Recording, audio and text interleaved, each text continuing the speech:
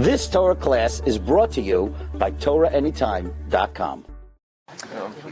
Okay, Rabbi, so we're going to examine some of the psukim that the Torah tells us about the Yom Tov of Sukkos, as we did yesterday by Shalashudis, and we're going to notice a couple of unbelievable things. We pointed out yesterday that in the Torah and Parshas Emor is really the main place in the Torah that talks about the Yom Tov of Sukkos. The Torah breaks up the Yom Tov of Sukkos into two parts.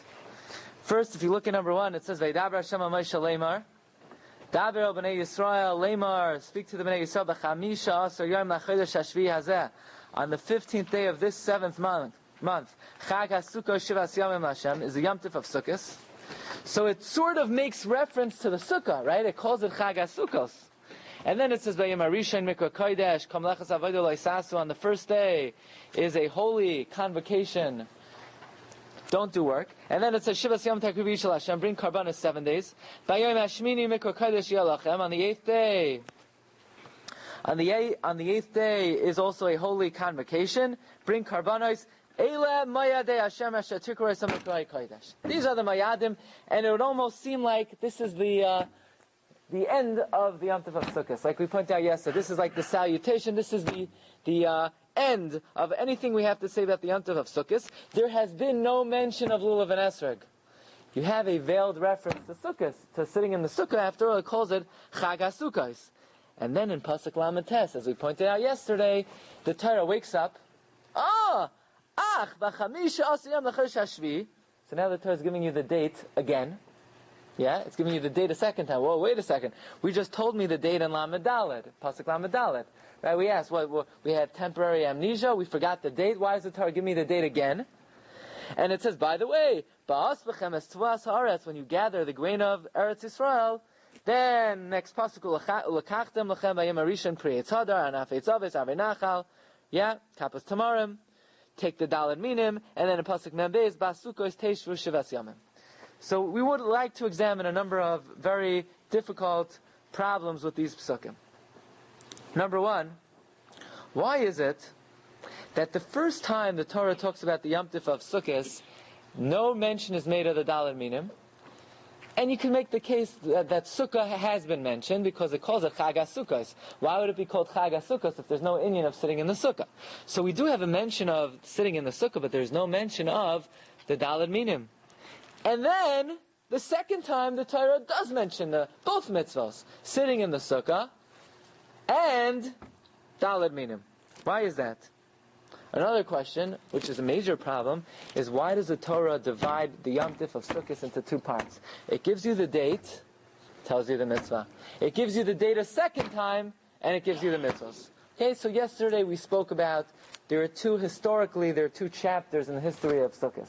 There's a chapter of Klal Yisrael in the Midbar, and there's the chapter of Klal Yisrael post-Midbar. Okay, but today we're going to explore another option to this question. And also, which is most fascinating, is that the first time the Torah gives you the date of Sukkot, it says, B'chamisha asar yom l'chodesh hashvi hazeh, this 7th month. The second time the Torah gives us the date in Pasuk Lamed Tes, it says, Ach B'chamisha asar yom l'chodesh. It doesn't say hazeh. It says l'chodesh. How do we explain this?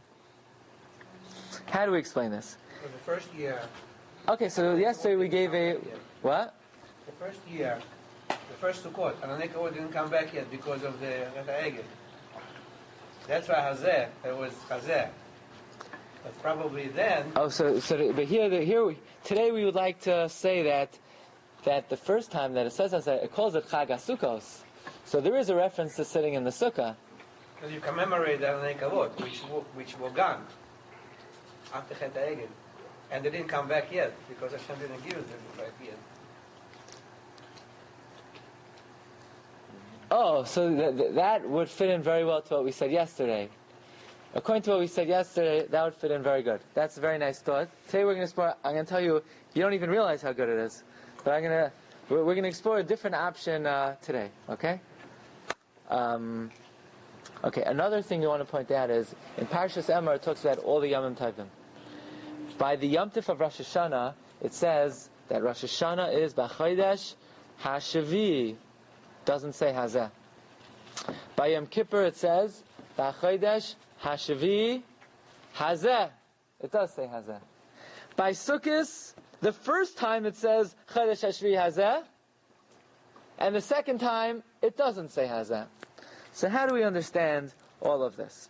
Okay, so we're going to give two answers to this question. Number one, there is a system called Atbash. Atbash means, in general, in the system of Gematria, you're allowed to substitute an Aleph for a Taf. You're allowed to substitute a Beis for a Shin. You're allowed to substitute a Gimel for a Kuf. For example, I'll give you a classic example of that. In Sefer Yirmiyahu, it talks about a country called Sheshach. Shin, Shin, Chaf. Which country is that? Shin is Babel. It's Babel. Shin is Beis. Shin is Beis. Chaf is Lamed. It's a system of Atbash, where you could take the last letter of the alphabet, exchange it for the first letter. The second to last values? Yeah, you could switch. Yeah, 2 for a 20? No. One, it's the first for the last. No, second, second for second to last. Third for third to last. Okay, so in Yirmiyahu it calls Bavel Sheshach. But this is not just a system in Gematria; it's also a system in the calendar, and that is like this: At Bash, the first day of Pesach, Aleph, is always the same day of the week as Taf, Tisha B'av. You hear that? If you ever want to know when's Tisha B'av going to fall out this year, you take the first day of Pesach, Aleph. The first day of Pesach is the same day as Taf, Tisha B'av. Beis, Shin. The second day of Pesach is always the same day of the week as Shavuos. Gimel, Kuf. The third day of Pesach is always the same day of Gimel, Reish. Gimel Reish. The third day of Pesach is always the same day of the week as Rosh Hashanah. By the way, it goes further. There's Daled. It always works. Kuf. There's Hey. Tzadik.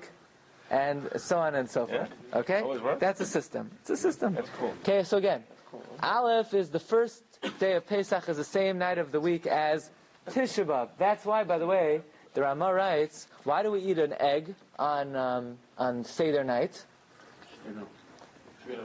Because it's a churban. What's a churban?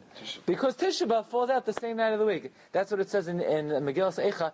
His biani b'amarorim, hirvani la'ana. That there's a connection between marar and the bitterness of Tisha B'av. Okay? So again, the first night of Pesach is Tisha B'av. Second night of Pesach is Shavuos. Third night of Pesach is Rosh Hashanah. Okay. What's so Bash? At, Aleph, Taf, Bash, Beis, Shin. Not Rabbi Bash. Beis, Shin. Okay. Now listen to this.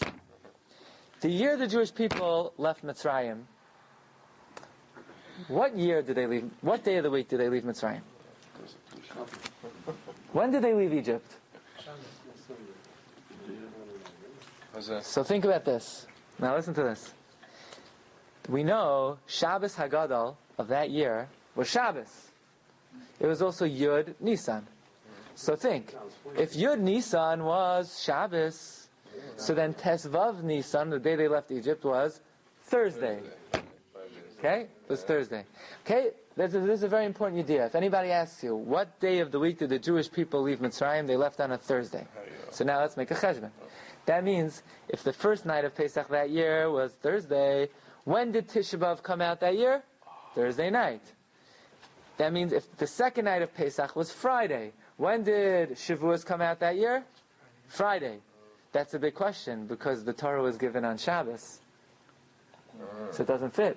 That's why Moshe added a day. Haisif Moshe Yom Echad Midaitei. Moshe, that's why the Torah wasn't given on Shavuos. It was given on the 51st day of the Omer. But that's a shiur for a different time. So why do we do Shavuos on the 50th? That's a big question. Magen Avraham asked that question. That's a shiur for a different time. Okay. That means, when was the third night of Pesach? Shabbos. When was Rosh Hashanah that year? Shabbos. Rosh Hashanah that year was Shabbos. If Rosh Hashanah that year was Shabbos, then what night of the year was Sukkos? If Rosh Hashanah, if Aleph is Shabbos, Then Ches is Shabbos, Tes Vav is Shabbos. Then Sukkos was Shabbos that year. Oh, if Sukkos was Shabbos that year, did they sit in the sukkah? Yeah, why not? But did they take the Daled Minim? No, you're not going to take the Daled Minim on Shabbos. So now we understand the psukim like this. Vayidaber Hashem al Moshe lemar. Daber al bnei Yisrael lemar. B'chamisha also yom lachodesh hashvi hazeh. This year, Sukkos is coming out on Shabbos. So if Sukkos is coming out on Shabbos, then it's Chag HaSukkos. It's the Yom Tov of Sukkos. You're going to sit in the sukkah. But what are you not going to do? You're not going to take the lulav and esrog because it's Shabbos. Says this? 1 second. However, ach b'chamisha also yom lachodesh hashvi. When it's not as in general, the 7th month of the year, not this year, in general. When Sukkot is in the 7th month, then you got to do both mitzvahs. Then you got to take the lulav and esrog, and you have to sit in the sukkah. So that is a explanation that is given in general in the world, that to explain why the first time it talks about the Yom Tov of Sukkot, it says Hazeh. Why? Because it's talking about that year. That year Pesach came out on. The first was Thursday. The second day of Pesach was Friday. The third day was Shabbos. If the third day of Pesach is Shabbos, Rosh Hashanah is Shabbos. If Rosh Hashanah is Shabbos, Ches Tishrei is Shabbos. Tezvav Tishrei is Shabbos. If Tezvav Tishrei is Shabbos, now the Psukim read beautifully. B'chamisha also yom ha'chodesh hashvi hazeh. This year on Sukkot is what? You sit in the Sukkah, you don't take the Daled Minim. However, Rabbi Sai,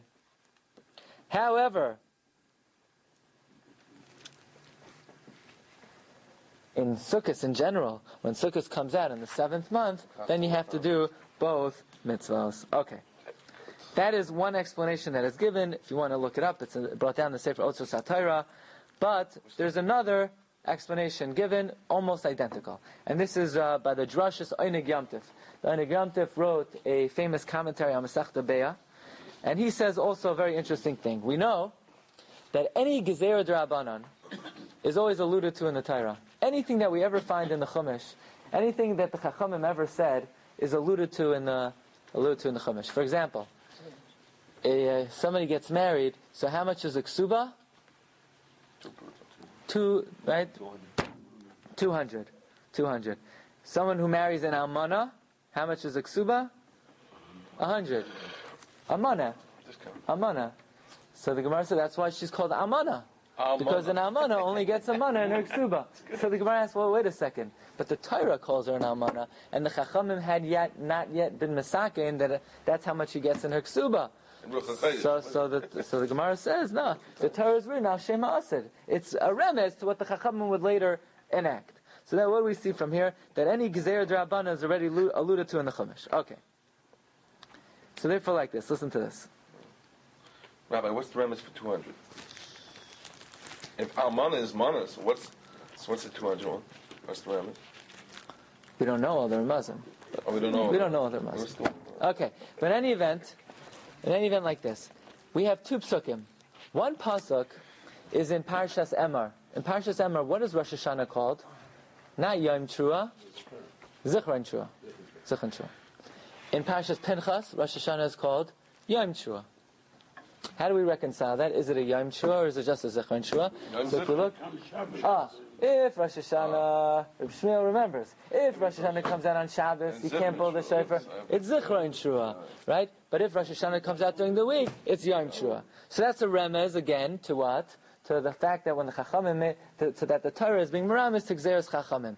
That when Rosh Hashanah comes out on Shabbos, the Chachamim say that it's only Zichron Trua. If you look in Parshas Emor, this Parsha, Rosh Hashanah is called what? Zichron Trua.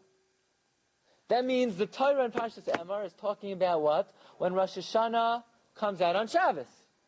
So if the Torah is talking about when Rosh Hashanah comes out on Shabbos, what day of the week does Yom Kippur fall out on? No, indeed. If Rosh Hashanah came out on Shabbos, then Yom Kippur is a Tuesday. Right? So that, now, is there any significance of Yom Kippur coming out on a Tuesday? No, who cares? If Yom Kippur comes out on Tuesday, is there anything you can't do on Yom Kippur? No. So therefore, if you look in Parshas Emor, when it talks about the Yom Tov of Yom Kippur, it says, B'chodesh Hashvi Hazeh. Even this year, when Yom Kippur is coming out on a Tuesday, all of these dinim apply. But then when you get to Sukkos, what day of the week is Sukkos coming out on? Sukkos is coming out on Shabbos. If Sukkos is coming out on Shabbos, then Nachamal. Then you're allowed to sit in the sukkah, but you're not allowed to take the daled minim. That's why it says like this. This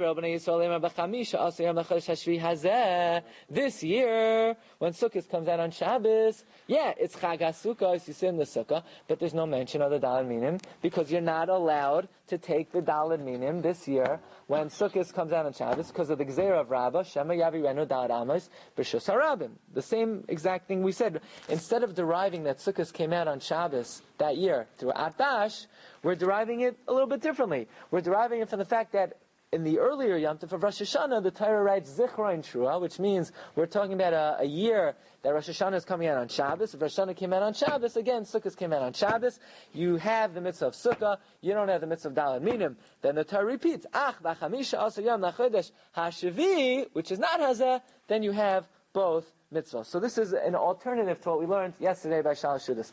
Yesterday we learned that the Torah breaks up Sukkos into two because there are two chapters in the history of Sukkos. The first chapter is when Klal Yisrael were in the Midbar, and in the Midbar we said they didn't have the Sukkah, they didn't have the Daled Minim, but in general, in later years, when they got to Eretz Yisrael, they had both mitzvahs. So today we're learning an alternative. The reason the Torah breaks up Sukkos into two is it depends on the year. If it's Chodesh Hashvi Hazeh, if it's a specific year that Sukkos comes out on Shabbos, then you have Sukkah, you don't have Daled Minim. In general, you have both mitzvahs. So just end off very quickly. Very interesting. If you look in Parshas Pinchas, Rashi points out that on the Yom Tif of Sukkos, you bring a total of how many sheep? 70 parim, 70 bulls. Keneged the Shivim Umay Sa'ilam, 70 Umay Sa'ilam, and you have 98 kvasim, 98 sheep, right? 14 a day. 14 a day. You have, what's 14 times 7? 98. 98 kvasim. Why? What's the significance of bringing 98 kvasim? So Rashi points out in Parshas Kisavai, there are 98 curses in the Teichacha. The 98 sheep that we bring on Sukkos counteracts, wards off, protects us from the 98 curses of the Teichacha. So the question is, what does one got to do with the other? How do the 98 sheep protect us from the 98 curses of the Teichacha? So if you remember, what Avera brings on the klalos of the Teichacha? Tachas asher lo yavadetas Hashem Elokecha b'simcha. The Teichacha is brought on by not serving God b'simcha. What is a very important mitzvah we do on the Yom Tov of Sukkos? Simcha. B'samachta b'chagecha. So by doing the avodah of Sukkos b'simcha, that counteracts the 98 klalos of the Teichacha that are brought about by failure to serve Hashem b'simcha. So I wish everyone b'samachta b'chagecha enjoy your Yom Tov. You've just experienced another Torah class brought to you by TorahAnytime.com.